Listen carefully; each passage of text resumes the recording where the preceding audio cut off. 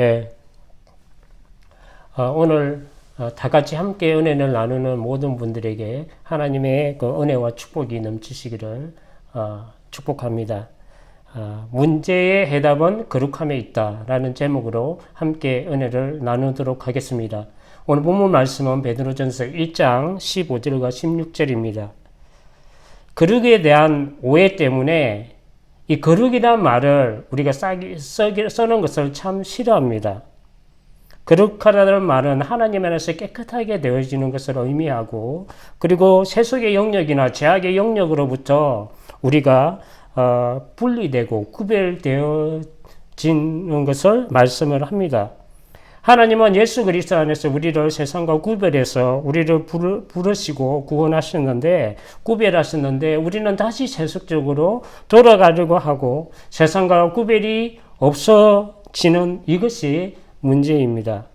전지전능하신 하나님에 대한 두려움이 없어지고 사람의 생각과 세상의 것들로 채워지면 그 크리스찬의 생명은 없어지게 됩니다. 교회에 사람은 있는데 하나님의 거룩함이 없으면 교회의 생명이 없어지고, 그리고 하나님께 함께하는 경건한 그 삶이 성도들에게 없으면 성도들이 거룩할 수가 없습니다. 우리는 세상을 변화시키는 생명의 능력을 상실하게 되어집니다. 신앙생활에 있어서 영적으로 그 부족이나 결핍 등을 메우기 위해서 우리는 다른 뭔가를 찾기도 하고 더 많은 것을 하려고 노력합니다.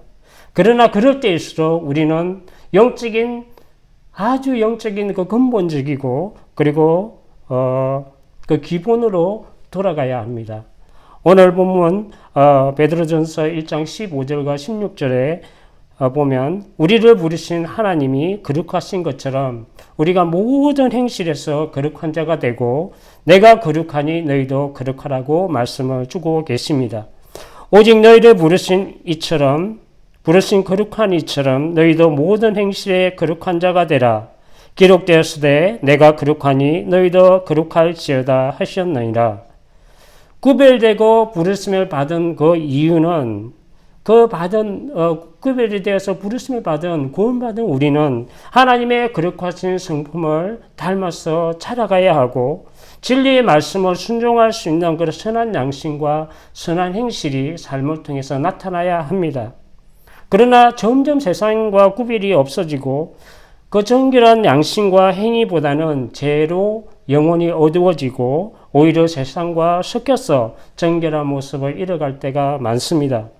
그러면 어떻게 하면 변화되어질 수 있는지 여기에 대해서 우리가 함께 은혜를 나누도록 하겠습니다. 첫 번째로 우리가 하나님을 만나야 합니다. 매일의 삶에서 하나님의 임재 가운데 들어가 하나님을 만나야 하고 거룩하신 하나님의 영광이 우리에게 머물면 우리 안에 생명도 머물게 됩니다. 거룩하신 분은 오직 하나님 한 분이기 때문에 그렇습니다.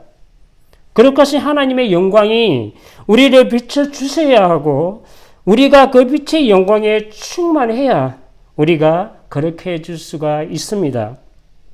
이사야 6장을 보면 하나님께서 이사야 선지자를 부르실 때 하나님의 그 거룩하신 영광이 온 성전에 충만하였고 그 스랍디의 천사들이 노래하기를 거룩하신 여호와의 영광이 온 땅에 충만하였다고 말씀합니다. 우시야 왕이 죽전에 내가 본 적 주께서 높이 들린 보좌에 앉으셨는데 그의 옷자락은 성전에 가득하였고 서랍들이 모시고 섰는데 각기 6날개가 있어 그 둘로는 자기 얼굴을 가리었고 그 둘로는 자기 발을 가리었고 그 둘로는 날며 서로 불러 이르되 거룩하다 거룩하다 거룩하다 만군의 여호와여 그의 영광이 온 땅에 충만하도다 하더라. 이때에 이사야는 거룩하신 하나님의 영광 앞에 완전히 압도당해서 화로다 나는 망하게 되었도다 라고 고백합니다. 이 말을 직역하면 나는 이제 끝이 났다 이런 말씀입니다.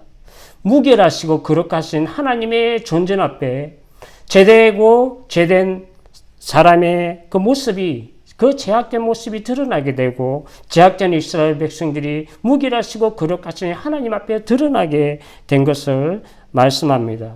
그것을 이사야가 깨닫게 되었습니다. 하나님의 거룩하심은 이런 죄악을 불러 태우십니다. 죄악된 인생이 하나님 앞에 설 수가 없고 다 하나님을 본 자는 죽게 되는 것입니다. 그는 마음에서 나오는 그 입술이 부정한 사람이었으나 그토록 부정한 죄인도 하나님의 핀 숯불에 의해서 정하게 되어집니다. 그 영광의 충만한 광채가 부정한 죄를 태우고 정결하게 하시는 것입니다. 그래서 우리가 거룩하신 하나님의 존재 앞에 나아가야 하는 그 이유가 여기에 있습니다. 이렇게 하나님의 거룩하심 앞에 인생의 죄악과 자아가 산산이 깨어져야 우리는 거룩한 변화를 이룰 수가 있습니다. 그 변화된 이사야가 하나님의 말씀을 선포하는 능력과 생명이 그 안에 머물게 되었습니다. 요한계시록 1장 17절에도 보면 요한 사도가 밤모습에서 주의 계시를 받을 때 주님의 거룩하신 그 형상과 건세와 찬란한 영광 앞에 완전히 압도되어 자기를 표현하기를 죽은 자와 같이 되었다라고 말씀합니다. 죄인이 감히 그 거룩하심 앞에 범접할 수 없는 그런 거룩함입니다. 내가 볼 때에 그의 발 앞에 엎드러져 죽은 자 같이 되매 그가 오른손을 내게 얹고 이르시되 두려워하지 말라. 나는 처음이요 마지막이니. 내가 볼 때에 그 발 앞에 엎드려 죽은 자 같이 되었다는 그 사도 요한의 경험은 그 부활하신 예수 그리스도의 거룩하신 영광 앞에 두려움과 떨림으로 압도되었음을 보여줍니다. 인생의 연약함과 그 죄악은 주님의 완전하신 거룩 앞에 두려움으로 나타나게 되어 있습니다.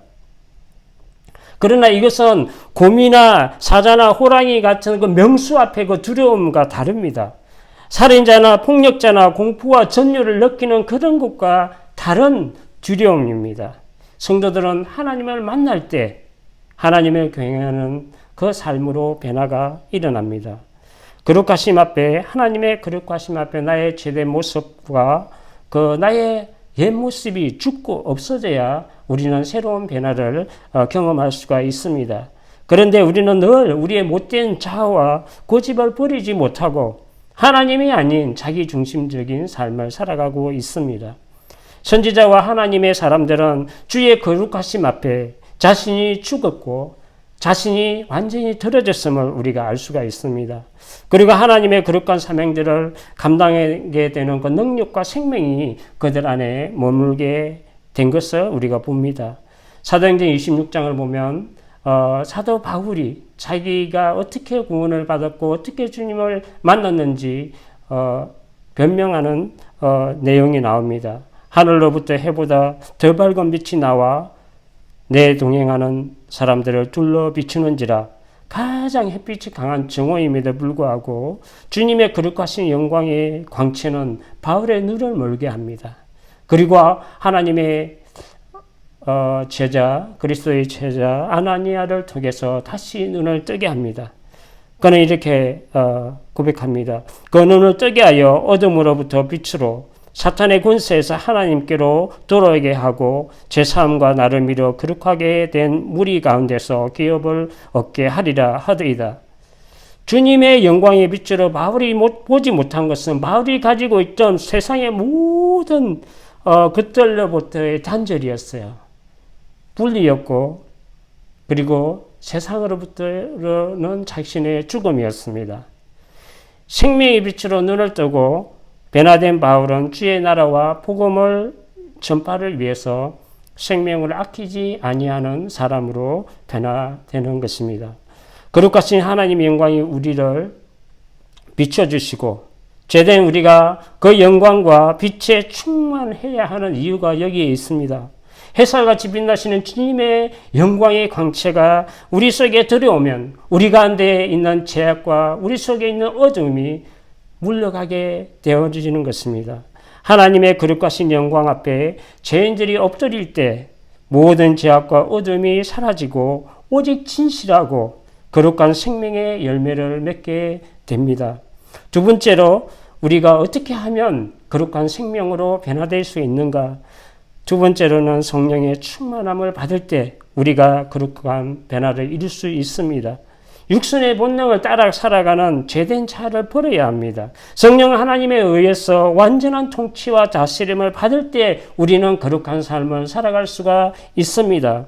에스겔 37장에서 에스겔 골짜기 사방에 가득한 그런 마른 뼈의 그 한 쌍을 보여주시잖아요.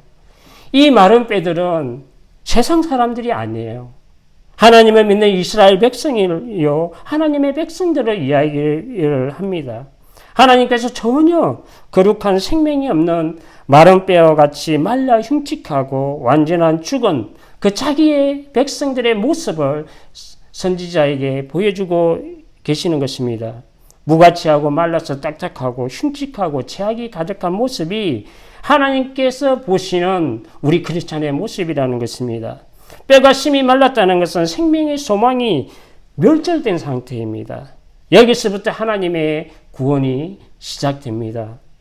이런 인생, 이런 우리와 같은 인생을 하나님의 은혜로 우리를 구원하신 것입니다. 얼마나 하나님 은혜가 감사합니까? 이렇게 무가치하고 흉측하고 죄악으로 찌르고 마른 그 인생이 어떻게 거룩한 하나님의 백성이 되고 하나님의 사람으로 변화가 일어나는 것입니까? 하나님의 생명의 말씀으로 되어지고 그릇같이 하나님의 성령으로 되어집니다. 하나님 말씀이 들려지고 그릇한 하나님의 성령의 생기가 그 안에 들어가니까 생명이 있고 하나님의 백성으로 하나님의 군대로 되살아나는 그 역사를 이루시는 것입니다. 하나님께서는 우리를 떠나지 아니하시고 영원히 함께 하심으로 성령의 은사를 주시어 거룩한 삶을 살게 하십니다. 즉 성령의 충만한 우리의 신앙이 있어야 우리가 거룩하게 살 수가 있다는 것입니다. 에베소서 5장 18절에 우리가 잘 아는 그 내용 있잖아요. 오직 성령의 충만함을 받으라. 이 말씀은 수동태 명령이에요. 성령의 온전하신 다스림을 너희들이 받아들여라. 내가 아닌 그런 수동적 명령의 의미를 가지고 있습니다. 자기중심적인 것이 아니라 나의 자해가 아니라 성령께서 나를 다스리도록 나를 성령께 내어드리는 것을 말씀합니다. 그럴 때 인격적인 성령이 오셔서 고치시고 세례하시어 우리를 하나님의 거룩한 백성으로 만들어 가시게 되는 것입니다. 성령께서 주도적으로 우리의 삶을 이끌어 가시도록 나를 내어드려야 합니다. 신앙생활은 이런 성령의 능력으로 하나님의 뜻을 이루는 것이 바로 신앙생활입니다. 성령 하나님은 우리의 생명의 능력이 되세요. 내가 아닌 성령의 다스림을 받아야 우리가 하나님의 나라와 그 하나님의 섬기는 데 있어서 지치지 않고 끝까지 우리가 잘 섬길 수가 있습니다. 성령의 능력이 날마다 나를 진리 가운데로 인도하여 주시고 나를 변화시켜 주의 일을 감당하게 하시기 때문에 그렇습니다. 에스겔 36장 26절에 말씀합니다. 또 새 영을 너희 속에 두고 새 마음을 너희에게 주되 너희 육신에서 굳은 마음을 제거하고 부드러운 마음을 줄 것이며 내 영을 너희 속에 두어 너희로 내 윤례를 행하게 하리니 너희가 내 규례를 지켜 행할지라.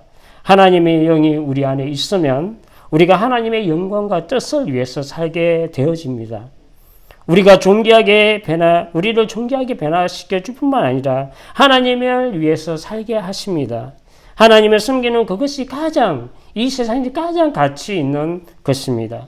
그래서 주님께서는 믿는 자에게 성령을 주시는 것입니다.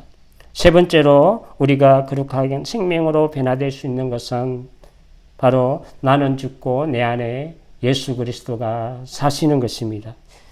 크리스천들은 끝이 무엇인지를 밝히 보고 알고 살아가는 사람들이 크리스천입니다. 그렇기 때문에 세상의 마지막과 그 끝의 죽음을 준비하며 사는 삶이 크리스천들의 삶입니다.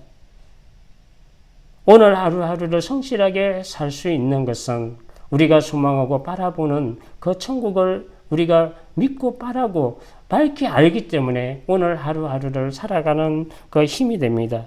잠깐 있다가 없어지는 이 세상에 보이는 것이 아니라 보이지 않는 것에 영원한 것에 위해서 우리는 하루하루를 살아가기 때문에 그렇습니다. 그리스도 안에서 날마다 죽는 자들이 크리스찬들입니다. 죄된 나의 옛 모습이 죽어야 내 안에 거룩하신 주님이 살기 때문에 그렇습니다. 로마서 6장 6절 이하에 말씀합니다. 우리가 알거니와 우리 옛사람이 예수와 함께 십자가에 못 박힌 것은 죄의 몸이 죽어 다시는 우리가 죄에게 종려를 하지 아니하려 함이니 이는 죽은 자가 죄에서 벗어나 어렵다 하심을 얻었습니다. 만일 우리가 그리스도와 함께 죽었으면 또한 그와 함께 살 줄을 믿노니 이는 그리스도께서 죽은 자 가운데서 살아났었으며 다시 죽지 아니하고 사망이 다시 그를 주장하지 못할 줄을 알미로다. 예수 그리스도의 그 십자가와 함께 나의 옛모습, 옛사람, 못된 자, 내 중심적인 것, 육적으로 살아가는 모든 것들이 십자가의 앞에 죽어져야 새로운 생명으로 나는 주님과 함께 부활을 이룰 수가 있습니다. 옛날에 내 모습, 옛사람이 아닌 주님의 생명으로 다시 살아나게 되는 것입니다. 이러한 새로운 창조가 하나님이 천지를 창조하실 이후에 새로운 창조가 이루어지는 것입니다. 그런즉 누구든지 그리스도 안에 있으면 새로운 피조물이라 이전 것은 지나가시니 보라 새 것이 되었도다 라고 고린도후서 5장 17절에 말씀합니다. 이제는 나의 죄를 위해 죽으시고 나의 의를 위해서 부활하신 하나님의 아들을 믿는 믿음 안에서 우리가 살아가야 합니다. 갈라디아서 2장 20절에 말씀합니다. 내가 그리스도와 함께 십자가에 못 박혔나니 그런즉 이제는 내가 산 것이 아니요 오직 내 안에 그리스도께서 사시는 것이라.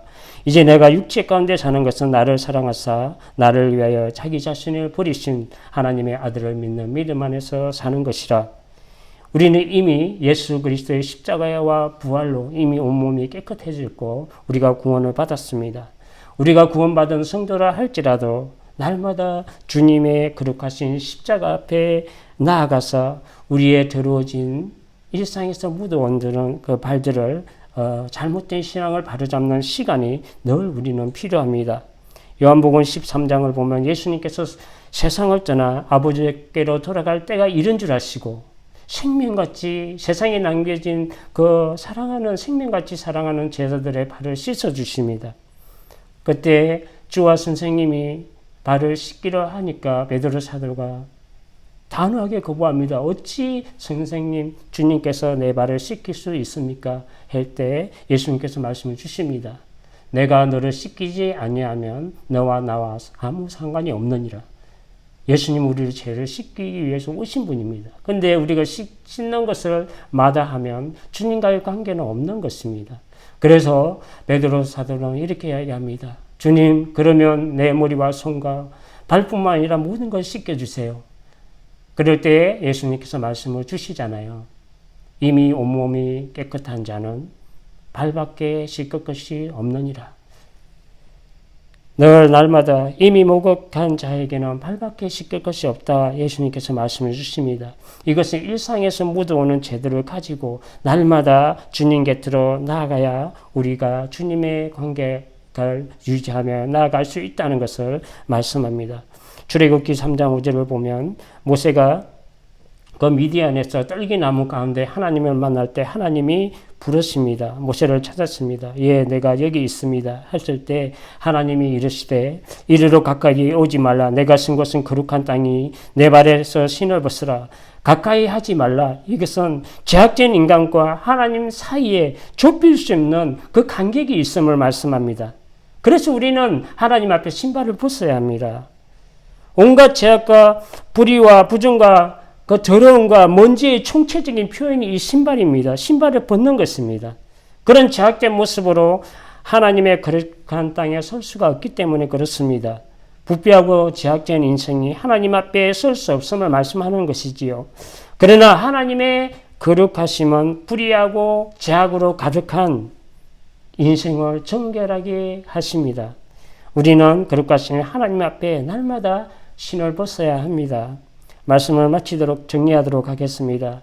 요즘 교회와 성도들의 문제는 거룩함의 문제입니다. 교회의 생명은 거룩함에 있습니다. 거룩하지 못하다는 것은 하나님이 계시지 않는 것처럼 생활하고 진리의 말씀이 없이 사는 것을 의미합니다. 다시 말하면 믿음으로 살지 못하고 자기중심적이고 세상적으로 사는 세상과 구별이 없어지는 그런 삶을 말씀합니다. 하나님이 계시지 않는 것 같이 살고 진리의 말씀에 비추어 살기보다는 자기의 경험과 지식과 감정에 의해서 신앙 생활을 하고 있기 때문입니다. 거룩 하신 하나님에 대한 두려움이 없고 떨림이 없고 전능하신 하나님을 경외하지 않는 데서 교회가 무너지는 것입니다. 바울은 유대인이 유대인답게 살지 못하면서 어찌 이방인을 유대인답게 살게 하겠느냐고 베드로 사도에게 이야기합니다. 크리스찬이 요구되어 있는 것은 온전한 삶을 살지 못하면서 거룩하게 구별된 삶을 살지 못하면서 하나님의 진리의 말씀 안에서 경건하지 못하면서 세상의 빛과 소금으로 살지 못하면서 어찌 믿지 않는 사람들에게 예수를 믿으라 할 수 있겠느냐 하는 것과 같습니다. 하나님께서 예수 그리스도 안에서 우리의 부르를 부르시면 우리를 부정하게 하심이 아니고 우리를 거룩하게 하시기 위함이라고 데살로니가전서 4장 7절과 8절에 말씀합니다. 죄에 빠지지 않기 위해서 우리가 애를 쓰고 부정하지 않기 위해서 우리가 노력하는 것도 되게 중요합니다. 그러나 내가 하나님을 가까이 나아가고 하나님과 함께하면 죄는 자연적으로 멀어집니다. 그래서 우리가 하나님께 나아가야 합니다. 우리는 하루에 얼마나 하나님의 생명 가운데로 그 임재 가운데 들어가는 시간을 가지고 계십니까? 누군가는 천국은 무릎으로 간다고 이야기했습니다. 하나님의 말씀과 기도로 우리가 거룩해진다고 성경은 말씀을 하고 있습니다. 늘 하나님이 가까이 하는 그 성도는 천사와 같이 순결하고 아름답고 진실하게 변화됩니다. 내가 죽지 않고 다시 사는 법은 없습니다. 거룩하신 하나님께로 나아감이 없이 거룩하신 그 생명의 변화도 없습니다. 날마다 주님의 그 보좌로 나아가시기를 바랍니다. 하나님의 임재 가운데에서 나아가서 하나님의 영광과 그 거룩하심 앞에서 나의 자아가 변화되고 순결한 그 신부로 변화되는 그런 삶이 있기를 주님의 이름으로 축복합니다. 기록하겠습니다. 거룩하신 아버지 하나님 감사합니다. 참으로 요즘의 시대의 문제는 거룩함의 문제라고 생각합니다. 하나님의 생명의 거룩함이 우리 안에 없고 교회 안에 없을 때 교회의 생명은 없습니다. 성도의 삶의 생명도 없습니다. 오직 하나님을 찾게 하시고 하나님 만나게 하시고 거룩한 하나님과 만남의 시간을 가지게 하시고 가까이 하게 하시고 늘 성령 안에서 우리의 삶을 변화된 삶을 살게 하시고 성령 안에서 하나님의 그 말씀을 조명하게 하시고 또 우리 말씀의 지혜를 배우고 기도하며 참으로 나의 모든 못된 자아와 성령과 그 옛 모습들을 십자가에 죽이고 참으로 나의 자신을 하나하나 없이 옛 모습 없이 해 나갈 때 내 안에 살아계신 예수 그리스도가 생명이 되시고 부활하신 주님과 함께 살아갈 수 있는 우리 인생이 되기를 원합니다. 하나님 참을 믿는 자나 믿지 않는 자나 하나님의 크신 그 은혜가 늘 넘치게 하시고 이 어려운 시기에 병으로 죽음으로 고통받고 또 여러 가지 경제적인 어려움과 또 여러 가지 생활의 환경의 어려움으로 고통받습니다. 하나님 위로하여 주시고 함께 이겨나갈 수 있는 힘과 능력을 허락하여 주시옵소서. 감사하며 예수님의 이름으로 기도합니다. 아멘.